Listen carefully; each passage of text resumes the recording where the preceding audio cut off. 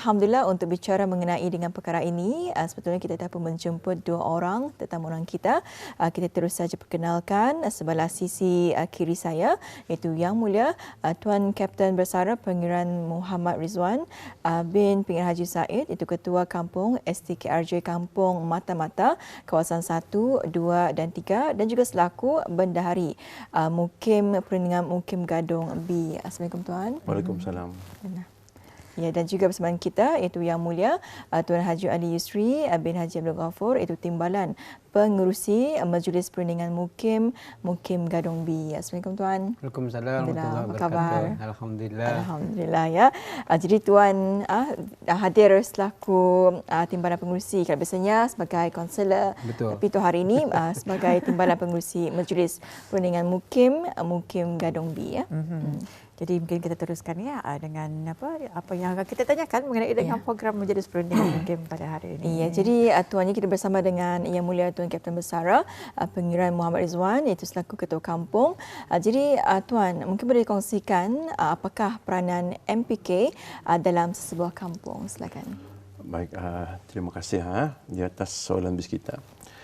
Sebelum saya memberikan jawapan saya, izinkan saya membaca petikan titah kepada Yang Maha Mulia di Majlis Perasmian Perhimpunan Majlis-Majlis Perundingan Mukim dan Kampung seluruh negara pada 26 hari bulan Mei 1996. Okay. Apabila cita-cita yang unggul mengenai penubuhan majlis-majlis perundingan tercapai, maka ia adalah suatu petanda yang masyarakat kita bertambah matang. Masyarakat yang matang ialah masyarakat yang tidak hanya bertanya apakah kerajaan dan negara sudah buat untuk kami, tetapi mereka juga tidak lupa untuk bertanya apakah yang sudah kami buat untuk kerajaan dan negara.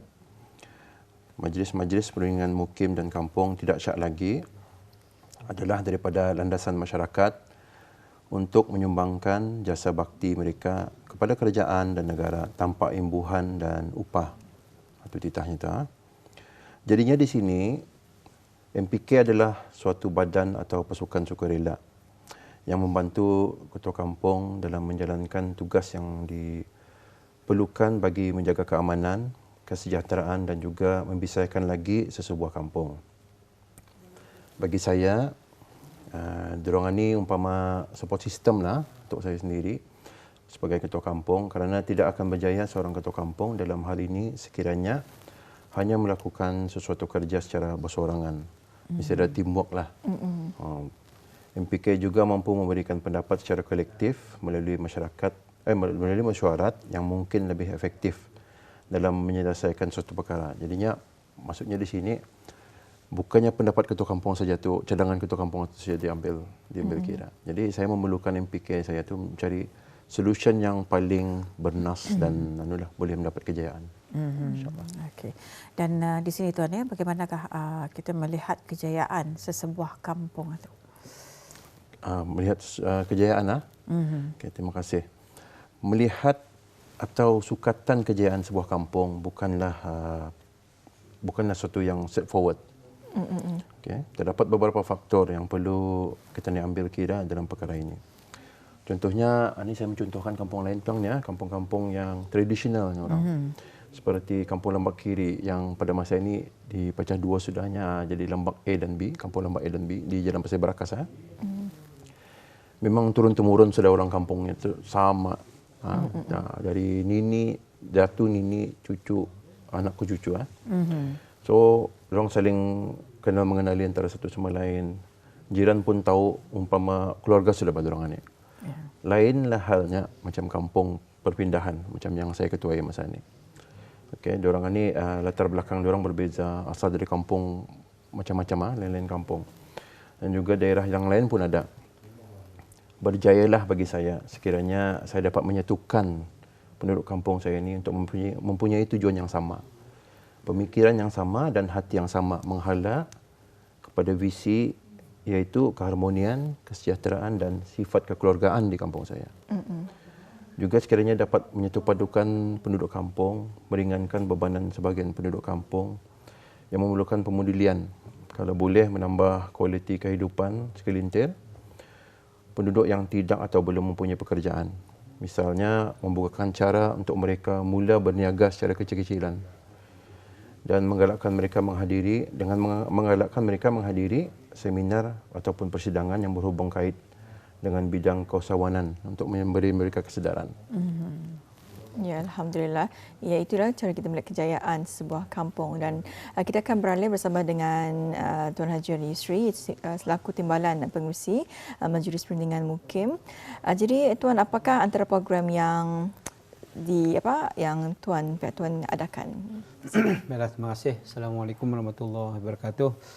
Jadi Intan dan juga Atul lah. Jadi alhamdulillah, sebenarnya bila saya dilantik sebagai Timbalan Pengerusi Majlis Perundingan Mukim, saya merasakan satu tugasan yang agak mencabar. Sebab kami akan mengendalikan beberapa buah kampung.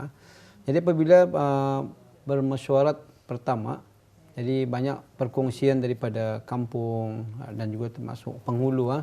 Jadi saya dengan beberapa orang ketua kampung dan juga penghulu aja memikirkan apa perkara yang utama dilakukan, program yang akan dibuat di Mukim, sama sekali di Mukim Gadung B. Jadi saya mempunyai juga pengalaman mengenai dengan apa sebenarnya program yang akan dilakukan. Dia kata apa perkara yang perlu diadakan. Jadi alhamdulillah setelah bermuzakarah kami bersama ketua kampung dan juga penghulu, perkara yang pertama ialah bagaimana untuk melihat berkomunikasi dengan berkesan. Sebab itulah saya membuatkan program ini, nama programnya Taguh Tagap. Taguh Tagap ini misi taguh dan misi tagap. Ya, mesti kuat. Supaya ia kuat kan. Jadi bila berfikirkan bahawa Majlis Perundingan Kampung ini perlu bersatu. Ini yang akan dibuat ni adalah orang yang akan ikut kursusan ini dan lain bukan adalah Majlis Perundingan Kampung. Dan orang ini kebanyakan yang mempunyai perumuran yang berbeza. Ada yang nyata ni senior sudah. Jadi senior ni sama yang muda, dan muda tu bila bercombine macam mana kita ni boleh selari sama orang ini. Jadi yang pertama sekali ialah kami akan mengadakan program asas counselling. Asas counselling ini saya merasakan bahawa setiap Majlis Perundingan Kampung, ketua kampung dan juga penghulu dan bagaimana kita ni akan mengendalikan orang yang mempunyai kampung ini macam-macam. Ada bukan masalah, ada isu. Macam-macam isu. Jadi bila kita ni diberi asas counselling mengenai dengan bagaimana kita ni bersemuka. Jadi sini akan melihat rupanya perlu ada. Kadang-kadang kita ni tidak memahami apa isu-isu yang dihadapi oleh orang kampung. Kadang-kadang kita ni take for granted barang apa sama ni masalah kampung sana sama sini sama, tapi sama itu memang, tapi apa puncanya. Jadi dengan hal begitu setelah kami bermuzakarah memikirkan apa programnya. Jadi pertama sekali ialah program asas counselling. Selain daripada itu juga insyaAllah ini sudah dalam perundingan lah. Hanya bermulanya itu memang sedikit masa lagi lah. Dan yang kedua ialah kami juga ada program yang pernah sudah dibuat di mukim lain dengan namanya BOLT. BOLT ini ball. Kalau orang Melayunya pasaknya. Jadi BOLT sebenarnya bukan orang lain tu. Itu namanya tu. Bukan orang, artinya kampung itu bukan orang lain. Jadi bila ball itu artinya pasak ni. Kalau di kampung air, kalau tidak ada pasak itu maka runtuhlah rumah tu. Jadi dengan pasak itu ball itu dah setiap kampung itu pasti. Kalau dulu-dulu ketua memang kampung ini bukan orang lain, tapi sekarang ini berbeza lah sedikit kalau di perpindahan di mana ketua kampung sendiri, orang itu datang berbeza dari. Tapi walaupun kita mestilah serumpun juga kan, namanya orang Brunei. Jadi alhamdulillah program bola ini dilakukan, dibuat dan alhamdulillah banyak kampung-kampung lain pun juga akan ikut serta ya. Jadi alhamdulillah. Jadi pertama sekali ialah program ini insyaAllah sedikit masa lagi kami akan ada. Ia akan dibuat selama 4 hari. 4 hari pagi petang dan pasti yang akan dia itulah Majlis Perundingan Kampung dulu. Terima kasih. Jadi di sini kalau sasarannya mengenai dengan program tersebut. Okey. Sasaran ini banyak sebenarnya. Kami memanglah target awal Majlis Perundingan Kampung. Okey. Memang saya nyatakan di awal tadi dorang ini Municipal Kampung ini yang hebatnya apa yang ketua kampung nyatakan tadi, memang orang yang sukarelawan lah, yang tadi non-profitable organization lah. Jadi yang bagusnya ni bila di kampung ni, kalau kadang ada persetujuan, kadang-kadang hanya melimit umurnya pak. Umur yang warga emas ni macam sekali warga emas, hanyalah untuk warga emas sebenarnya. Tapi adalah di bawahnya tu memerlukan juga bantuan orang beli-beli ya. Tapi di kampung ni ada berlimit juga umurnya. Lagi orang lama lagi bagus. Macam kami ni lah orang lama. Macam tuan ni muda lah katanya. Macam saya ni orang lama. Kita kali balikan dari lagawat tu juga. Jadi di pemukiman ni kami mikirkan orang lama ni sama sekali mungkin dia pernah bertugas di sektor-sektor kerajaan, swasta, pasti mempunyai pengalaman yang banyak. Jadi pengalaman itu jangan hanya disimpan dalam kawan ni tua sudah ni orang lama kami ni jadi tidak payah tanya adang takunya ngalih sudah punya. Jadi saya rasakan setiap kampung pasti mempunyai orang macam ni. Mungkin dia dari Kementerian Pendidikan, Pertahanan, mungkin juga dari ahli agama dan juga KKBS. Jadi orang ini banyak pengalaman ni. Jadi inilah yang memerlukan ni. Jadi mudah-mudahan hari ini selain daripada apa program yang kami buat ini, orang yang di kampung itu yang sudah berpincin maksudnya. Pincin dari segi umur, tapi tidak pincin dari segi pemikiran. Saya rasakan sangat rugilah kalau dorong ani mengungsikan ilmunya tu. Yang penting kongsikan. Terutama sekali yang muda ni, yang penuh dengan tenaga. Kita ni mempunyai pengalaman dan yang muda ni, menjadi pendidikan kampung yang muda ni, dorang ini mempunyai tenaga. Jadi yang akan menjalankan ini pastilah yang muda-muda ni. Hanya kita ni mengungsikan ilmu kita ni. Jadi sasaran itu memang mempelbagaikan dan kami kalau permulaan ini memanglah 30 ke 50 orang untuk mengendalikan program asas ini. Di antara perisiannya pastilah cara-cara berkomunikasi dengan berkesan. Kadang-kadang katanya ini bila bersemuka, maklumlah karena ini semua digital yang tidak mempunyai perasaan. Kalau WhatsApp itu mana ada perasaan tu. Kata ni punya marah ke orang ini, padahal dia marah tu. Jadi bila konseling ini ialah hebatnya kita ni bersemuka. Kalau bersemuka macam mana, melihat wajah tu pun benar kesintan ni ada masalah. Betul ni soalnya macam main-main je soalnya kan. Sebab daripada wajah mirip buka tu kita ni body contact ataupun tadi punya physicalnya tu macam mana so. Jadi mudah-mudahan dengan memberi asas konseling kepada Majlis Perundingan Kampung ini, ia akan mengendalikan isu-isu yang inilah yang berat sangat. Jadi mungkin sudah boleh menangani. Dan bila dikumpulkan isu itu, insyaAllah Majlis Perundingan Mukim akan sama-sama bermuzakarah memikirkan macam mana kita ini menangani isu yang terjadi di kampung ini. Itulah di antara sasaran yang kami hadapi, insyaAllah. Alhamdulillah. Jadi programnya itu asas konseling dan juga insyaAllah akan ada program BOLA, iaitu bukan orang lain tu. Alhamdulillah. Jadi kita akan beralih semula bersama dengan Ketua Kampung. Jadi Tuan, apakah harapan Tuan selaku Ketua Kampung? Mungkin boleh kongsikan kepada penonton kita. Terima kasih. Harapan saya sebagai Ketua Kampung adalah berharap yang kita ni sebagai rakyat negara Brunei Darussalam akan lebih gigih berusaha menuju wawasan Brunei 2035. Baca dan fahami isi kandungannya. Ya, orang tahu apa, tapi indah mendalami. Dia menghayati. Jadi, macam mana untuk mencapai itu sebagai satu rakyat itu kan, belum orang tahu macam mana caranya. Cuma how do I support this-nya. Jadi, dibaca, pahami, tanyakan relevant ones lah. Dan marilah kita ni sama-sama buktikan yang kita ni juga mampu menyumbang kepada kerajaan dan negara walaupun sebagai rakyat biasa supaya penduduk negara ini menjadi individu yang berwawasan, insyaAllah. InsyaAllah. Jadi kalau Tuan Haji Yusri apa antara harapan Tuan sendiri dengan sasaran kepada peserta khususnya? Baiklah, terima kasih. Mulai dengan harapan, memanglah harapan setinggi gunung. Ada lagunya tu. Ada lagunya. Yang tadi nyanyikan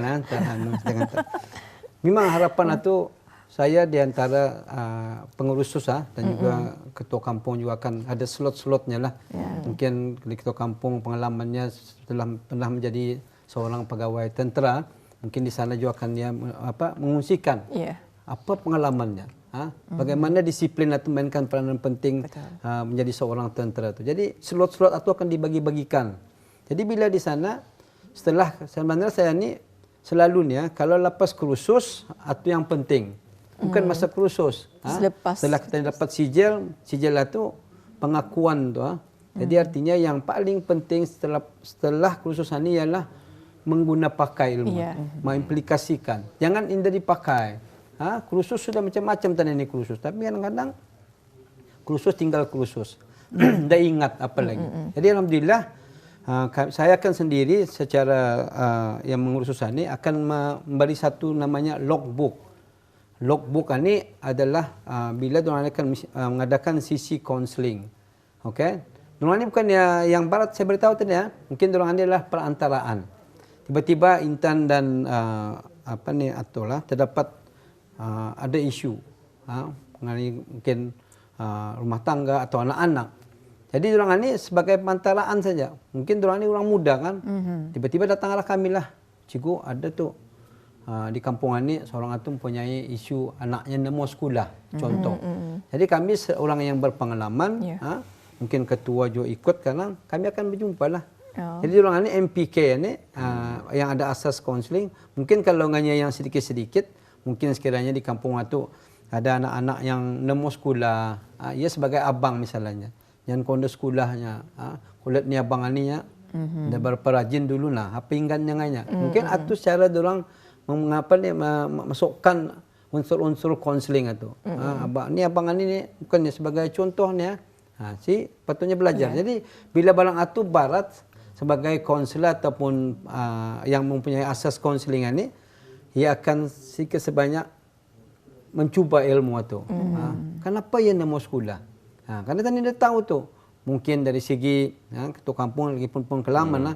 Mungkin orang kata ni dia mempunyai uniform sekolah yang lengkap atau mungkin dari segi keuangan. Jadi di mana akan disalurkan tu? Dia bila terdapat yang mana kita ni?